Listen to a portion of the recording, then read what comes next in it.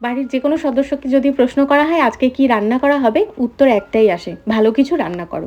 ভালো কিছু রান্নার নামটা কিন্তু কেউ বলতে পারবে না। তাই নিজেকেই যখন বুদ্ধি খাটিয়ে বের করতে হবে, প্রস্তুতি আগে থেকে নিয়ে রাখাই ভালো। শনিবার দিন রাতেই তাই কিছুটা ছোলার ডাল ভিজিয়ে রেখেছিলাম। রোববার দিন সকালে ডালের জল ঝরিয়ে বেটে নিয়েছি নুন, হলুদ, শুকনো লঙ্কার গুঁড়ো, ধনে জিরে গুঁড়ো, আদা, রসুন, কাঁচা লঙ্কা দিয়ে।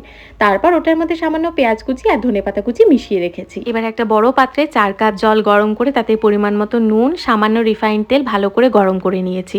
4 কাপ জলে 2 কাপ সুজি দিয়ে সুজিটাকে একদম শুকনো হওয়া পর্যন্ত রান্না করে একটা পাত্রে নামিয়ে রেখেছি।